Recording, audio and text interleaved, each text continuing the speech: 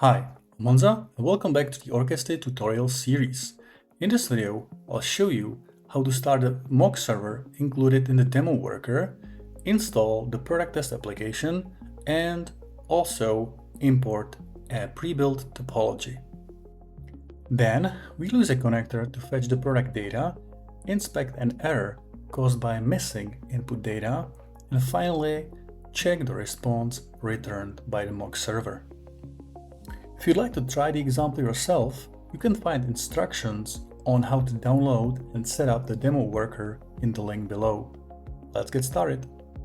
In this example, we'll download data from a REST API using a connector. As the data source, we'll use a mock server prepared for this purpose in our demo worker. To start it, open a new terminal in the folder with our demo worker and run npm run mock-server.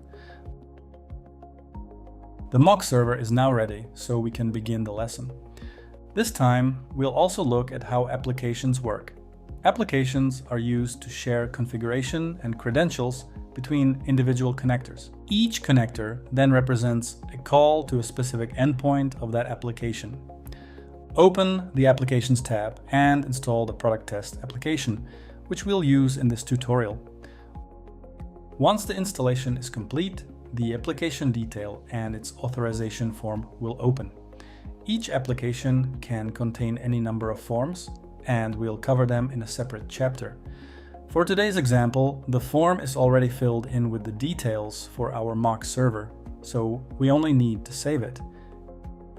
Each application also needs to be activated. Close the application detail and go to the Topologies tab, where we'll now see how to import a topology. As a reminder, all sample topologies are available in the Topologies folder of our demo worker.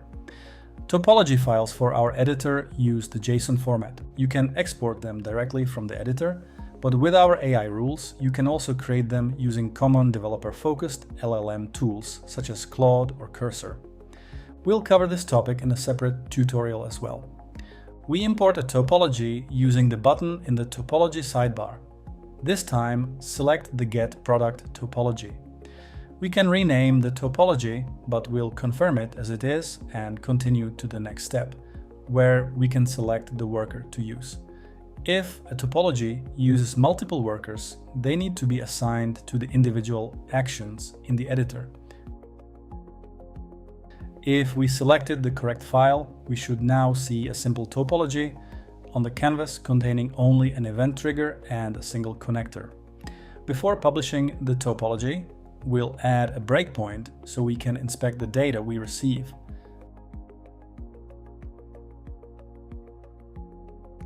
After saving, publish, and activate the topology again, and then start the prepared process. Our getProduct connector expects an ID as an input parameter.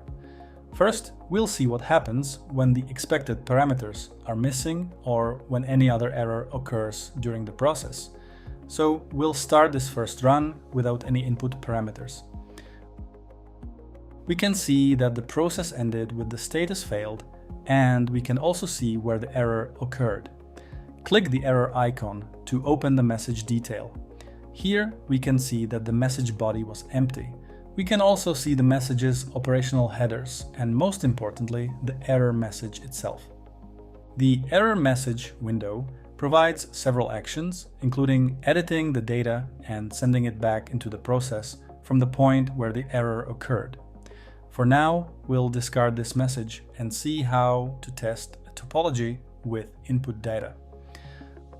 Open the Process Start window again and enter the data in JSON format into the provided field.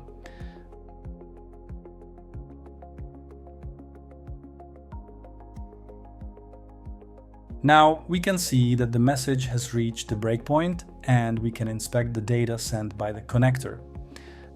That's how a simple connector works. You can once again find its code in our demo worker. Thanks for watching, and I'll see you in another tutorial.